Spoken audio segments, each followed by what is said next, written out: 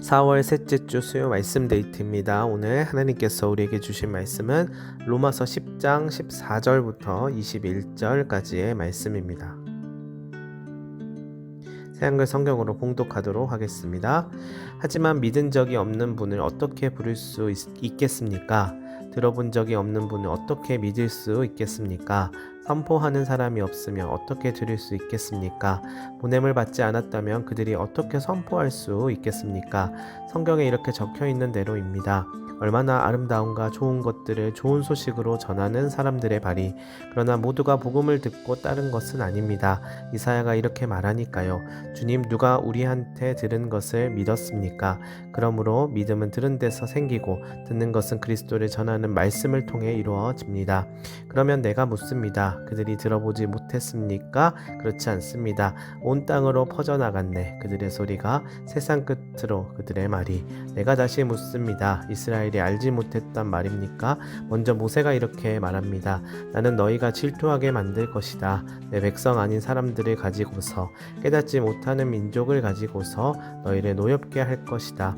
이사야는 아주 용감하게 이렇게 말하기까지 합니다. 나를 찾지도 않은 사람들에게 내가 나타났고 나에 대해 물어보지도 않은 사람들에게 나를 보여주었다.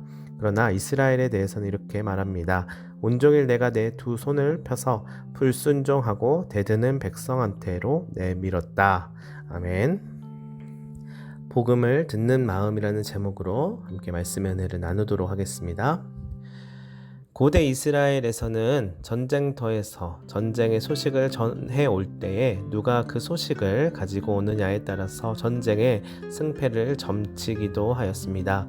구약의 이사야 선지자는 메시아로 오신 예수 그리스도의 모습을 전쟁의 승전보를 전하는 메신저로 그려주곤 하였습니다. 그는 장차 메시아가 기쁨의 소식, 복음을 가지고 오시는 것을 예언적으로 이사야 52장 7절에서 이렇게 묘사하고 있습니다. 좋은 소식을 전하며 평화를 공포하며 복된 좋은 소식을 가져오며 구원을 공포하며 시온을 향하여 이르기를 내 하나님이 통치하신다 하는 자의 산을 넘는 발이 어찌 그리 아름다운가. 전쟁의 승전보를 전하는 군사의 모습을 시적으로 아름답게 표현한 것이지요. 그는 예수 그리스도의 인류 구원의 복음을 가지고 오는 고난의 총의 모습으로 산을 넘는 발이 얼마나 아름다운고라고 찬미합니다. 이 말씀을 바울은 오늘 본문 14절부터 15절에서 조금 바꾸어서 이렇게 전하곤 합니다. 하지만 믿은 적이 없는 분은 어떻게 부를 수 있겠습니까? 들어본 적이 없는 분은 어떻게 믿을 수 있겠습니까? 선포하는 사람이 없으면 어떻게 들을 수 있겠습니까? 보냄을 받지 않았다면 그들이 어떻게 선포할 수 있겠습니까? 성경에 이렇게 적혀 있는 대로입니다. 얼마나 아름다운가 좋은 것들을 좋은 소식으로 전하는 사람들의 발이.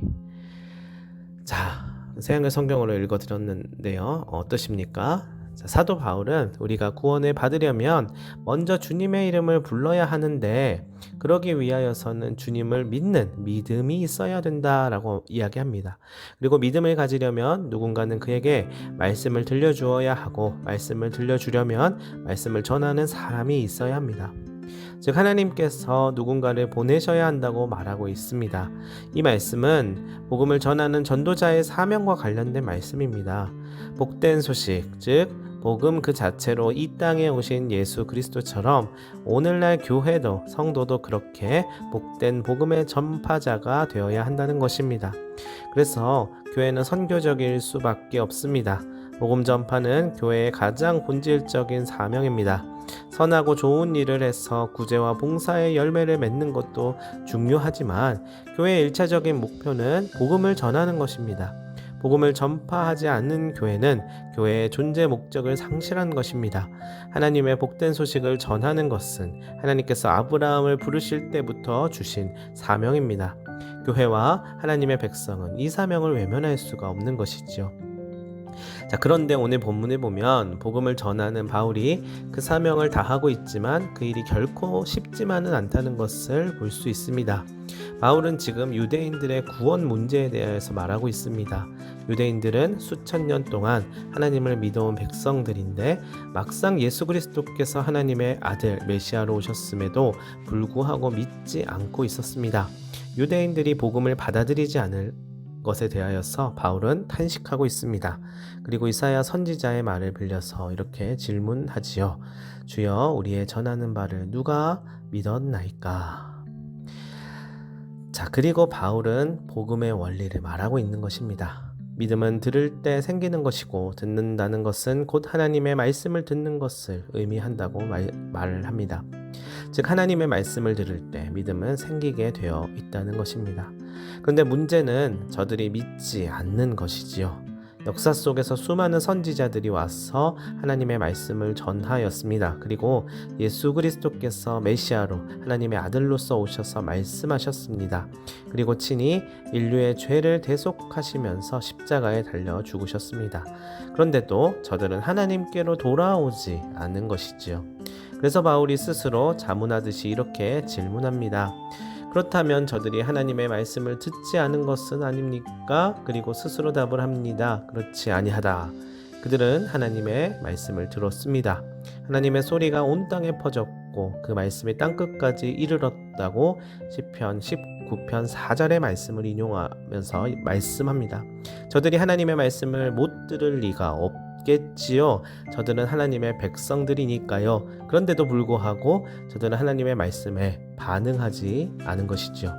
예수 그리스도를 믿지 않았습니다. 여러분, 오늘도 복음은 전해져야만 합니다. 교회는 복음을 전하는 사명을 꼭 이루어야 합니다. 그 사명을 맡았습니다. 그런데 하나님의 말씀이 전하여지는 것도 중요하지만 이것을 정말 받아들이는 것도 중요합니다. 그러기 위하여서는 먼저 복음이 진정 기쁜 소식이 될 수 있도록 성령의 말씀에 귀 기울여야만 할 것입니다. 바울의 안타까움이 여기 있습니다. 수천 년 동안 말씀을 들은 이스라엘 백성들이 말씀을 진정한 의미에서 듣지 못하고 있는 것입니다. 이것은 역설입니다. 그러므로 말씀이 먼저 내 귀에 들려야만 합니다. 진정으로 풍성한 교회가 되기 위하여서는 교회가 하나님의 말씀을 들을 수 있어야 합니다. 나에게 주시는 말씀이 무엇인지, 이 시대를 향해서 주시는 말씀, 우리 교회를 향해 주시는 말씀, 나의 가정과 나의 일터와 나 스스로에게 주시는 말씀이 무엇인지를 들을 수 있어야 합니다.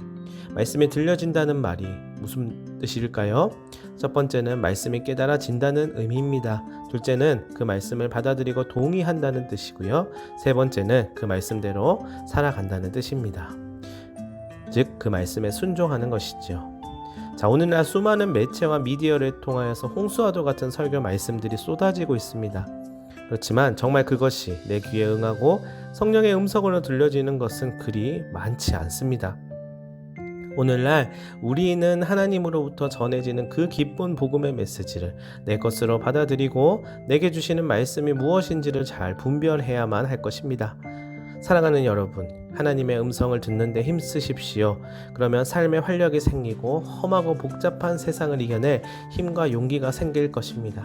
그리고 정의롭지 아니하고 악이 더 득세하는 것 같고 강한 자들이 이 세상을 지배하는 것만 같은 그러한 시대, 그러한 상황, 그러한 역사 속에 있다 하더라도 하나님 아버지께서 정의로우신 주님께서 공의를 드러내시고 이 세상 속에서 약한 자들을 들어쓰시며 하나님의 정의와 공의와 사랑과 능력으로서 우리를 살리시고 생명의 길로 인도해 주실 거라는 그러한 믿음이 생기고 또한 실제로 그런 삶이 펼쳐지게 될 것입니다. 우리 모든 한 분 한 분 성도님들과 모든 형제 자매님들이 이 하나님의 사랑의 음성, 하나님께서 부르시고 우리에게 말씀하시며 우리 가운데 일하신다라고 하는 그 세계를 더욱 사모함으로써 우리의 모든 순간, 모든 장소가 영적으로 날로 풍성해지기를 간절히 소망합니다. 여러분, 우리는 역사 속에서 살고 있습니다. 2026년에 살고 있고요. 오늘날 참으로 어려운 삶의 토대 가운데 있습니다. 그러나 용기를 잃지 마십시오. 우리는 하나님을 믿는 자들이고요. 하나님은 우리를 늘 바라보고 계시고 우리를 놓치지 아니하시고 우리 가운데 일하고자 하십니다. 세상이 아무리 우리를 유혹하고 또한 강한 자들이 약한 자들을 억누르고 억압하여도 하나님 아버지를 붙들면서 주님 주신 은혜와 그 말씀으로 인하여서 역설의 그 주님을 증거하는 자로 설 수 있게 되기를, 또한 그렇게 드러내시고 반드시 우리에게 갚아주시고 은혜로 온전케 하여 주실 것을 믿습니다. 하나님께서 이 세상을 바꾸어 주시고 참으로 우리에게 은혜의 하나님 또한 하나님 나라의 정의를 드러내실 줄로 믿습니다. 우리 함께 그것을 소망하며 나아가기를 간절히 바랍니다. 기도하겠습니다. 사랑의 하나님 아버지, 감사합니다. 우리에게 있어서 깨달음도 중요하지만 우리에게 있어서 실제로 삶 가운데 하나님이 느껴지고 또한 정의와 공의가 드러나야만 합니다. 하나님 아버지, 우리를 불쌍히 여겨주시고 그러기 위하여서 우리가 먼저 복음을 듣는 마음을 가지고 하나님 앞에 설 수 있게 하여 주시옵고, 복음을 마음으로 듣고 삶으로 듣고 또한 삶을 통하여서 증거하는 자로 설 수 있도록 도와 주시옵소서. 복음이 이 세상을 변화시키고 복음이 나를 변화시키며 복음이 상처난 곳과 어두운 곳을 온전하게 밝게 치유하고 회복하게 함을 의심하지 않고 주님을 믿는 믿음으로 담대하게 나아갈 수 있도록 주여 도와 주시옵소서. 감사를 드리오며 예수님의 이름으로 기도합니다. 아멘.